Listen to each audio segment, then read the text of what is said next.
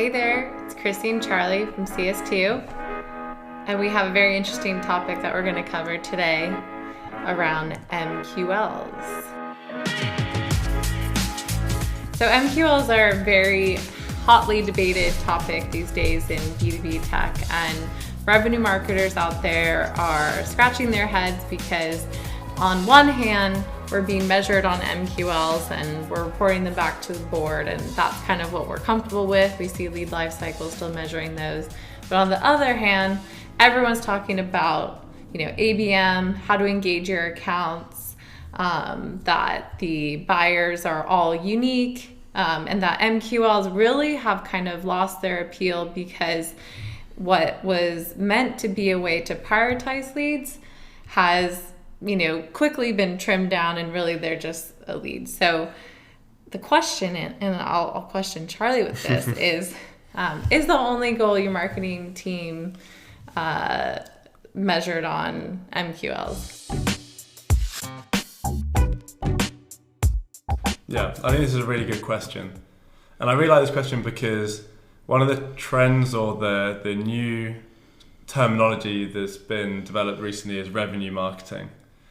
And I really like revenue marketing because that's what's really important, right? We're a business, we're there to make money, we're not there to make MQLs. So I've got a bit of a problem with MQLs, or with the way they're really being used today. I don't mind when an MQL is just an identifier for sales to be following up on someone. However, when that number of MQLs is being used to show what is working, what's not working, and when those numbers are going up, through the layers of marketing up to your CMO, and I've even seen some people talk to the board around MQLs. I think that's where what their intended purpose for, which was just to tell sales what it is, and what it's now being used for, there's a disconnect. Mm-hmm. So because really, MQLs are a guess. We're guessing that this person is ready, and it might be a good guess. We might be using intent, we might be using behavior scoring, demographic scoring, and that all might be fine. However, no one's getting 100% conversion rates. No one's probably getting even above 50% conversion rates. We're wrong most of the time that they are really ready. So, that being the case, how can we be saying that if a program develops a lot of MQLs, that's a successful program, and that is what maybe we need to invest in the future? It's part of the story, but it's going to misleading. It can be a misleading statistic. And then at the same other time, the other point is that it can be manipulated, mm-hmm. right? So you can change your MQL model and make it really easy for leads to MQL. So anything that can be that easily manipulated shouldn't really be anything that we're basing big decisions on, like marketing investment. And then following on from that, what is good at creating MQLs often isn't good at creating pipeline. So unless you've got that connection, you're understanding what MQLs are turning to pipeline, that's great. But if we're saying, okay, these MQL or these programs creating MQLs or this investment that created MQLs is stuff that we should always be investing in without looking at pipeline too, then we're just kidding ourselves. And at the same time, with all of that, when we're just focusing too much on early stage metrics, marketing is now seen as a cost center because you're not demonstrating your impact on revenue. So that's why I really like revenue marketing as a new force in kind of the demand gen marketing ops space. Mm-hmm. Because when we can tie our impact to revenue, we have so many benefits with that. We're able to really understand that what is creating that revenue instead of just what is creating other more vanity-based metrics. Mm-hmm. And then that is what we should be investing in again in the future, actually taking a data-driven approach on what we are going to be investing on in the future. Yeah. So based on that, it's pretty clear that we shouldn't only measure our marketing on MQLs. And a big part of that is their guess. They can be manipulated.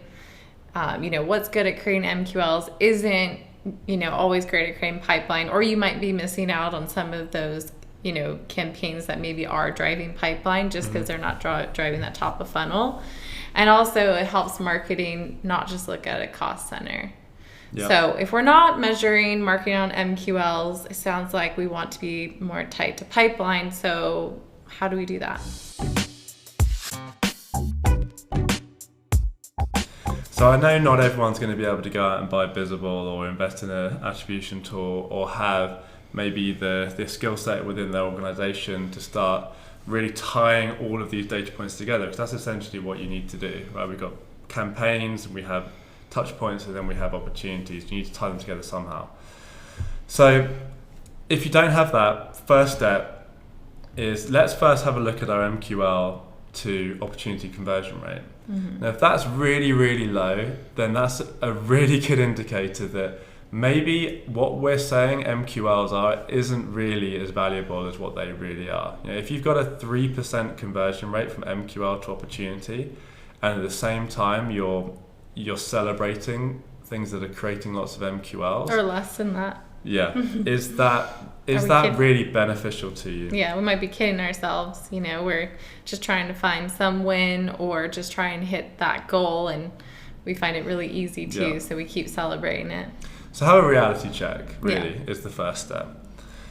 Then it's not that hard to get some kind of reporting that you can use. Mm-hmm. So in absence of a more complicated tool, no doubt you've probably got Salesforce. If you do, go build a campaign influence report.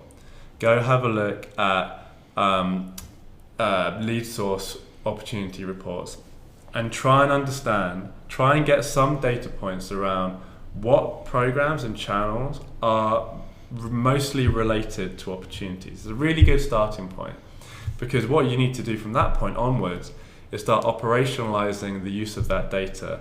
Start going out and speaking to the rest of the marketing team, speaking to your senior leadership and educating them on why revenue-based marketing, as opposed to like lead-based marketing or MQL-based marketing, is going to be much more impactful for you, because you're going to make better decisions, but then also you're going to be taken more seriously from everyone you're working with, including like the sales team. Yeah, definitely. So you can, build those reports really quickly, start educating yourself, getting yourself comfortable looking at the data and pipeline. And it's not going to be, split out like some other tools are, but it'll give you a great indicator of what's really driving pipeline, what's really driving, big deals, which is, what everyone cares about as well. Then you can then educate everyone else and get them on board with making that change. And if you do have a more complicated tool, then what are you doing even, bothering looking at MQLs? If you've got something like Visible, then your marketing impact reporting should be focusing more on this expensive tool that you've bought, which is going to be showing you more of the revenue-based reporting. Yeah. So that's our tip for all you revenue marketers out there. Let's ditch the MQLs or MQGs, marketing qualified guesses, and let's start tying our impact to revenue. Yeah, forward it on.